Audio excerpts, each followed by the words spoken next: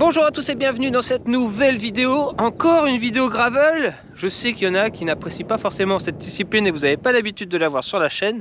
Mais on a l'occasion d'avoir deux gravels en même temps en test. Deux gravels totalement différents. On a un gravel musculaire, le Villiers Rêve SLR, et un gravel électrique, le Lapierre E-Cross Hill.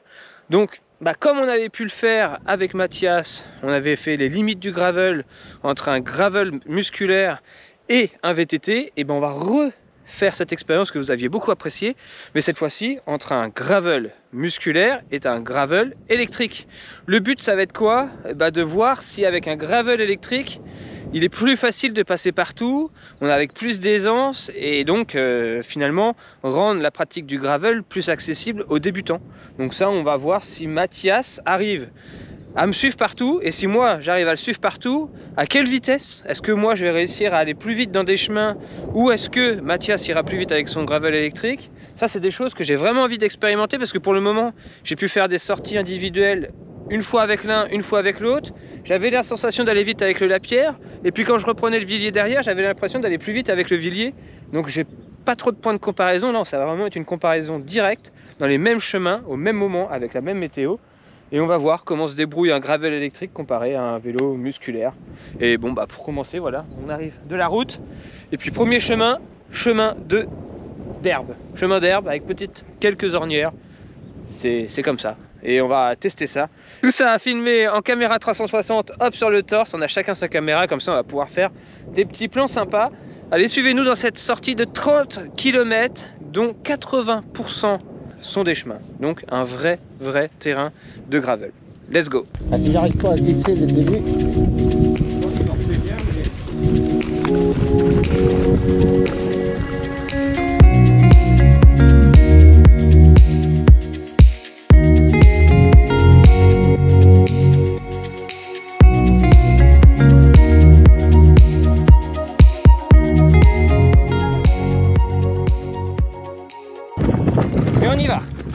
Comme toujours en gravel, je passe au milieu personnellement. J'ai toujours le choix de monter au milieu plutôt que dans les ornières des tracteurs. C'est souvent moins tape-cul. Mais c'est aussi un peu la surprise parce que comme il y a de l'herbe, on ne sait pas trop ce qui se cache derrière. Du coup, hop. Là, je pense que derrière Mathias avec l'électrique, ça va être très facile pour lui.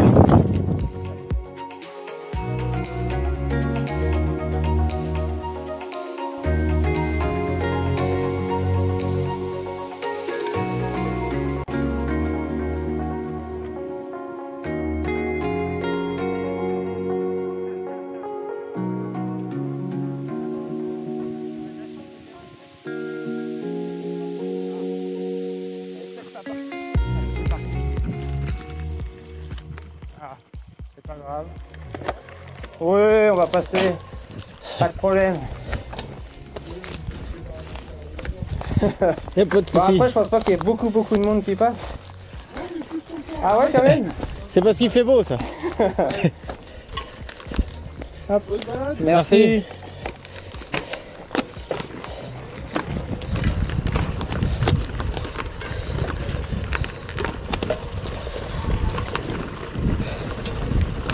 C'est pas trop lourd à porter, Mathias, ce vélo? Ah oui, et ça m'a rappelé un petit peu que j'étais pas sur un vrai vélo là. Ah voilà. Parce que depuis tout à l'heure, c'est assez agréable parce que je peine certainement moins qu'avec un vélo comme toi. Sauf que oui, là pour descendre, ça m'a rappelé à l'ordre. Ça m'a fait la même chose l'autre fois.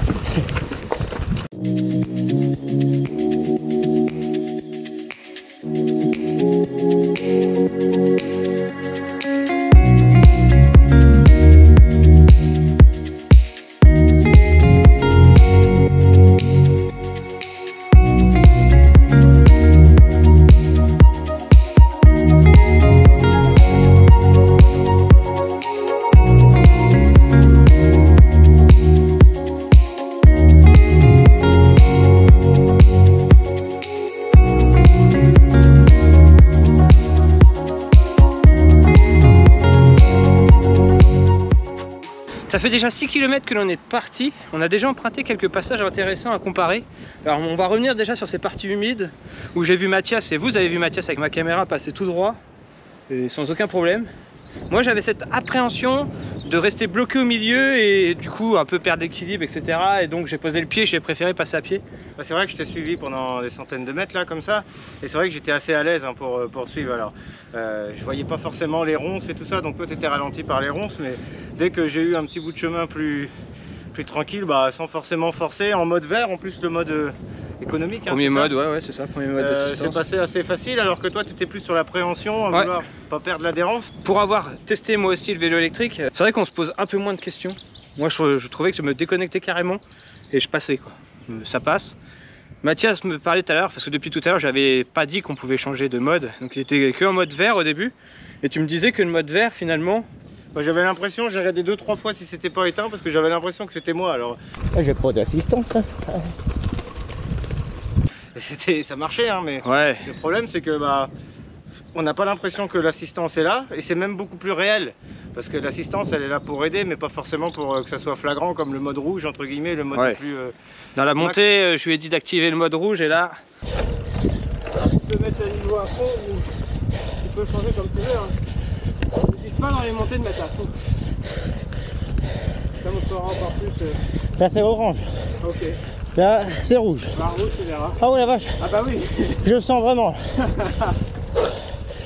il a compris qu'il y avait une assistance. Alors le problème du mode rouge, alors là ça fait quelques kilomètres qu'il est activé, mais je dirais pas que c'est dangereux, mais on perd vite un petit peu la confiance quoi. Bah, en fait si on n'est pas très à l'aise dans la trajectoire, bah là vous avez juste à appuyer et vous allez avancer, du coup bah, le danger que vous voyez pourrait arriver un peu plus vite que prévu. Il arrive beaucoup plus vite. Il arrive plus vite. Et donc du coup pour vraiment les vrais débutants, le mode rouge à utiliser dans les montées, dans les pures montées, là on voit l'intérêt. Mathias à un moment il m'a doublé et au revoir. Donc là on va maintenant enchaîner des chemins de forêt très plats, donc normalement on devrait être assez à l'aise. Encore une fois, on le voit, là ce qui nous limite le plus, c'est les ornières, les chemins qui sont défoncés, malheureusement défoncés. Le manque d'entretien aussi, les ronces. C'est vraiment ça qui va nous gêner et nous freiner dans la pratique du gravel sur ce type de chemin, parce que sinon on passerait vraiment tranquillement. Et pourtant on n'a pas des larges pneus. Moi je suis vraiment en section très fine, Mathias un peu plus gros, mais on est loin d'avoir du 42 comme on pourrait en avoir et vraiment utiliser des chemins de VTT.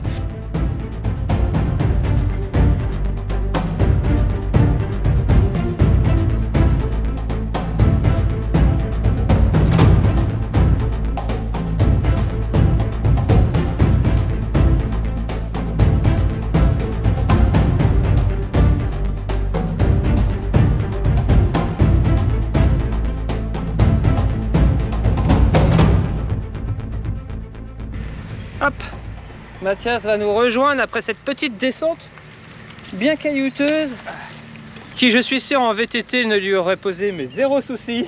Mais là, ça tape. Voilà, ça tape, il faut être prudent après. Ça tape, il y a des feuilles, on voit aucun caillou et on se les mange sans les voir. Donc là on est prudent. Alors après il y a aussi cette prudence, vous allez dire oui mais vous êtes trop prudent Cédric, mais il y a aussi cette prudence qu'on teste des vélos, ces vélos sont pas à nous. Et on n'a clairement pas envie de les rendre pliés en deux, donc on fait encore peut-être plus attention, surtout en pleine pénurie de pièces, tout ça. C'est vrai que ça remet un petit peu en question son niveau de casse-cou, quoi. On y va plus au mollo. Mais là, on était sur un chemin quand même très caillouteux, et les cailloux et le gravel, est-ce que c'est un plaisir Il y a de l'herbe, on voit pas trop où on met les roues et tout. Donc, moi j'ai du mal à prendre du plaisir sur ce type de chemin trop caillouteux, trop dur. Bah ça va quand c'est 1 km. Ouais. Imagine que tu as 150 bornes comme ça à faire. Non, ça je le ferai pas. Donc là on voulait un peu parler de l'aspect routard, parce qu'un gravel c'est à la fois un vélo de chemin, on dit que ça peut passer partout, ça chacun voit le gravel à son niveau, mais c'est aussi un vélo adapté pour rouler sur la route. C'est pas le plus adapté, mais alors comment as-tu ressenti le comportement du vélo dans ma roue tout à l'heure que je roulais à plus de 25 km/h, donc hors plage de fonctionnement du VAE? Alors quand on a redémarré, tout allait bien parce que j'ai pris le petit virage avec l'assistance et toi t'as relancé. Et dès qu'on est passé à 25, j'ai senti tout de suite. Hein. Mais vraiment tout de suite parce que bah, déjà le moteur s'éteint. Sur la route ça, on l'entend un peu plus. Ouais. Et bah là, t'étais à l'aise toi parce que pour le coup t'étais resté le cul sur la selle. Ouais. Et moi j'ai commencé à relancer et après bon... ça le fait hein, sur 2-3 km, mais je me dis si on fait des grosses sorties de avec des grosses transitions, 150 bornes, bah, l'assistance sert plus à rien. Donc bah, je vais me faire lâcher, je vais rester à 25, je vais rester tranquille. Mais c'est quand même un peu la limite de ce vélo là. Alors. Moi c'est ce que j'ai remarqué en tout cas sur ma première vidéo que vous avez pu voir. Si vous ne l'avez pas vu, je vous mets le lien en haut à droite de l'écran. Mais c'est ce que je m'étais rendu compte avec ce gravel, c'est qu'il était très plaisant dans les chemins. Mais dès qu'on était sur la route et qu'on voulait un peu plus aller au-delà des 25, là faut la caisse. Bah, je dirais ça dépend parce que j'aurais été tout seul, je me serais mis à 25. Oui. Je me serais mis à 25 tranquille et j'aurais dit bah la route je me repose. Oui. Il n'y a rien de technique et je me repose. Mais là comme je veux te suivre, et toi tu étais facile à 26, 27 facile, hein, même beaucoup plus, on est peut-être monté plus haut. Oui, on était à 30, 32. Bah, du coup je me mets dans le dur. Oui. Allez, on continue, on va continuer de découvrir des chemins parce que c'est des chemins que je n'ai jamais pris et pourtant à seulement 10 km de chez moi.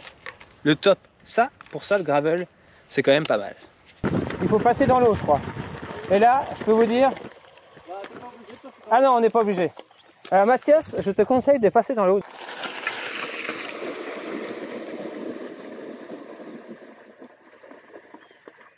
Ça passe. Ah, passe devant. T'as filmé ma traversée là? Ouais, mais passe devant. Attends, je vais passer tout seul là. Parce que là c'est du chemin. C'est pas si simple. Ah, mais t'as vu ta cadence? T'as pas eu toute la vitesse adaptée là, si? Ah, si. Ah, t'es sur le grand plateau quand même. Bah, j'ai tendance à pas passer le petit plateau avec l'assistance. Oui. L'assistance, oui. Elle est subtile, le petit plateau, je suis pas sûr. Regarde, je vais passer le petit plateau là. Bah. Ouais, bah là, tu fais plus rien quoi. Bah, j'en chie là. T'en chies. Ouais. Et tu peux te reposer sur l'assistance. Ouais. C'est ta volonté. Ouais, soit c'est pour ça. Soit tu laisses l'assistance t'aider. C'est ça aussi qui est bien avec l'assistance. C'est que tu as toujours le choix dans une montée. Soit tu mets tout en moulinet, tu laisses l'assistance t'aider, ou soit tu as envie de forcer et l'assistance ça t'aide moins. Ah mais si je remets le gros plateau, il va y avoir un écart entre nous deux. Oui. Et là... J'arrive même pas à le remettre. Wow. Oh, sacrée montée. Je vais pas se remettre. Ah, faut pas que je me laisse aller. Moi j'ai pas l'assistance qui va m'en donner le coup de boost si j'arrête de pédaler.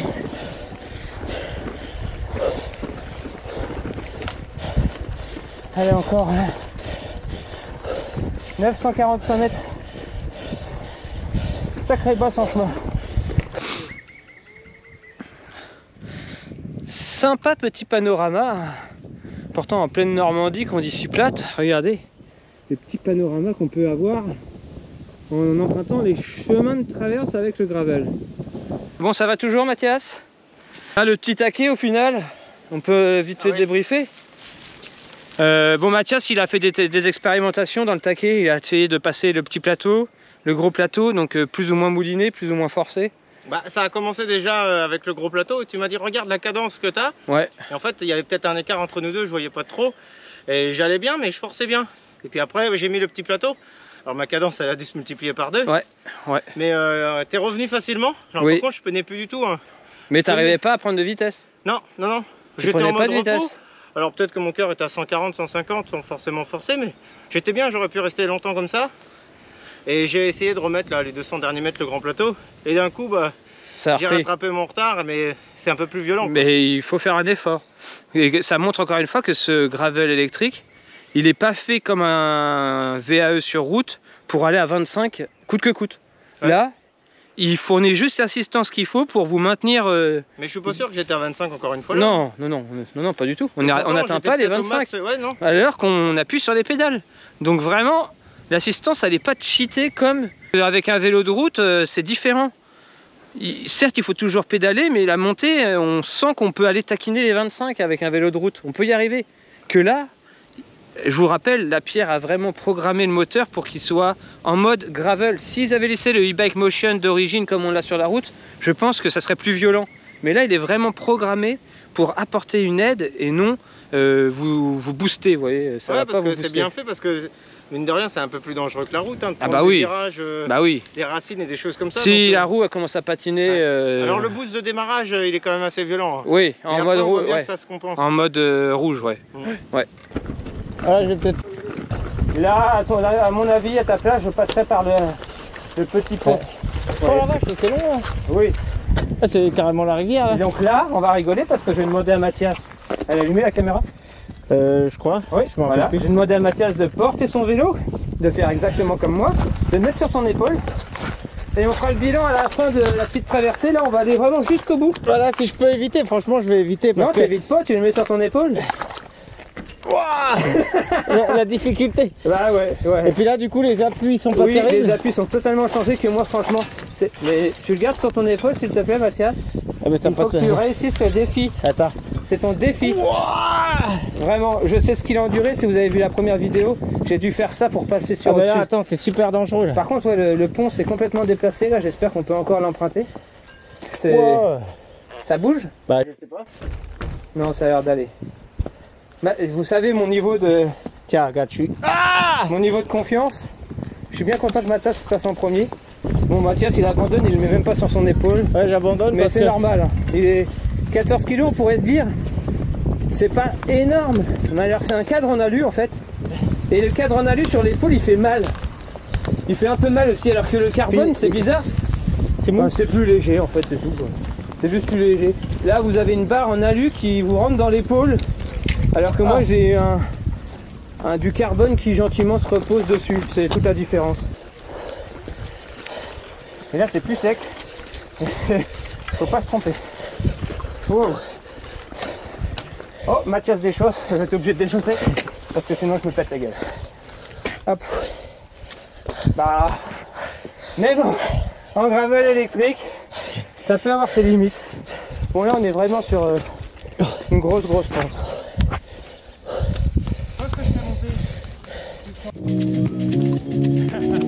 Vous nous avez semé dans le chemin.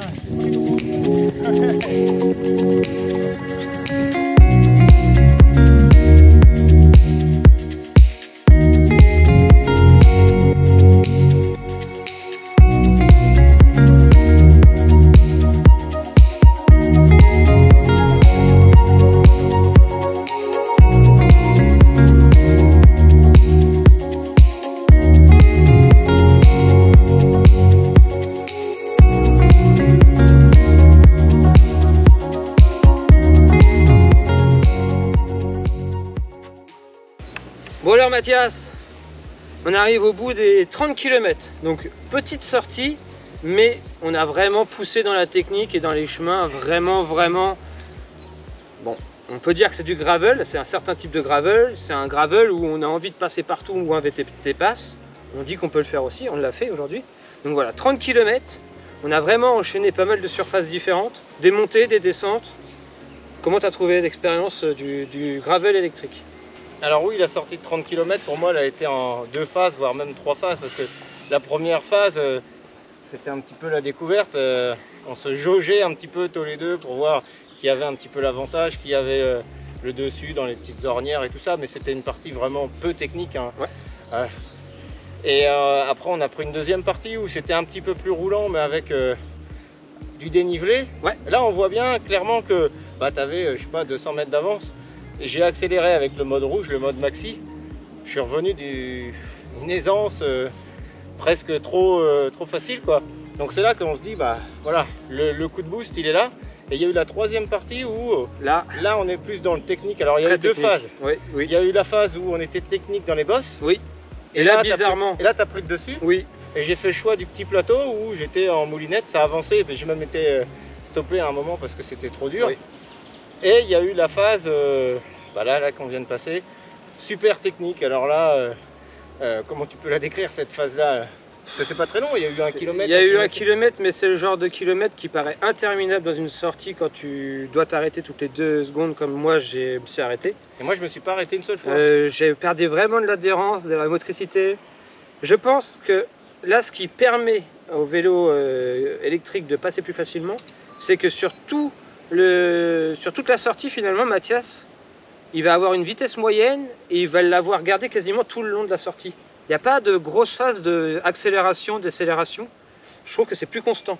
Oui. Là où avec le musculaire, il y aura plus des périodes où dans la bosse, tu vas exploser, tu vas faire un gros pétard, tu vas pouvoir vraiment être très dynamique comme un vélo classique, quoi.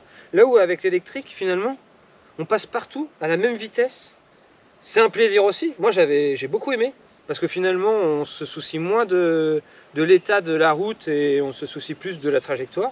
Je suis plus limité techniquement avec un vélo musculaire qu'avec un vélo électrique. Par contre, je vais plus vite au final, dans la globalité, avec le vélo musculaire qu'avec le vélo électrique. Ouais, après, tout dépend. Là, on a fait 30 km. Moi, dans 15 bornes, j'ai plus de batterie. Plus de batterie. Donc, Ouais. après, moi, je suis fini, moi. Oui, ici, vraiment, c'était très technique. Beaucoup d'ornières, beaucoup de chemins caillouteux et tout. Et comme on savait que c'était une petite distance, on a laissé sur l'assistance maximale pour aussi voir si ça pouvait rivaliser. Ouais. L'assistance maximale dans les bosses, on se rend compte que finalement, je pouvais aller plus vite, quoi. C'est ça qui est dingue. C'est ça qui est étonnant parce que Ouais. j'ai voulu en profiter de cette assistance-là et j'ai pas trouvé. Alors, Il n'y a pas la même assistance que sur la route, encore une fois, on l'a dit tout à l'heure, mais vraiment l'assistance, ça va vous permettre de ne jamais vous arrêter. Vous n'allez jamais être à l'arrêt, mais vous n'allez pas aller à 25 km/h comme la loi l'autorise. Parce qu'on est dans le chemin, on n'est plus en condition route, là, c'est totalement différent. parce que tu vois, j'ai une question à te poser. Dans cette sortie-là, c'est à quel moment tu as pris le plus de plaisir?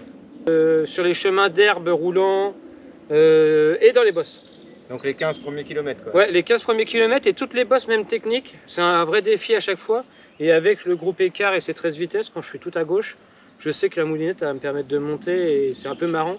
Mais par contre, dans toutes les phases descendantes et dès que ça devenait très technique, où il fallait changer de trajectoire régulièrement, où ça avait une alternance de mouillé, sec et tout, là, aucun plaisir. Bah, c'est la dernière partie, moi, du coup. Donc Et ça pourtant, devrait être plus fun. ouais, parce que je suis quelqu'un qui n'est pas du tout technique et j'ai eu l'impression de Oui. l'être parce que je me suis concentré sur la route. Bon, il y avait le pédalage, hein, je pédalais quand même, mais j'ai pas mis le pied à terre une seule fois. Et puis bon, c'est fun hein, de naviguer entre les branches, les ronces. Et moi, je suis contre, enfin, je sais pas que je suis contre, mais je suis pas du tout technique parce qu'on n'a pas l'habitude sur la route. Non. Et là, j'ai pris du plaisir. Et puis, C'est exactement le même ressenti que j'ai eu quand j'ai testé le gravel électrique. J'ai eu l'impression même d'aller plus vite que si j'avais eu un musculaire. En fait, je me rends compte que non. Je vais plus vite avec le musculaire, mais comme je m'arrête moins souvent, ouais. tu as la sensation d'aller plus vite et c'est plus fun du coup. Donc voilà, c'était notre versus, nouveau versus après le gravel VTT, le gravel électrique et le gravel musculaire. J'espère que vous aurez apprécié, là, sous une météo, pas comme la première vidéo où on avait... Le briefing, on l'avait fait sous la pluie, sous les arbres. Là, on est en plein soleil, on n'a même pas envie de redécoller. Heureusement, il ne reste plus beaucoup de kilomètres pour pouvoir rentrer. Non, allez, on se dit à très vite pour une prochaine vidéo. N'hésitez pas à réagir, à vous abonner, à liker et à partager cette vidéo. 30 km seulement en gravel, je peux vous dire que c'est quand même assez épuisant. À chaque fois que je fais une sortie gravel, je suis épuisé. Mais bon, c'est normal, quand on fait quelques kilomètres de VTT, ne serait-ce que 30-40, on est épuisé. Finalement, c'est le même effort, hein. Pas de secret. Allez, on se dit à très bientôt. D'ici là, comme toujours, portez-vous bien. Ciao. Bye bye. Salut Mathias. Salut Cédric.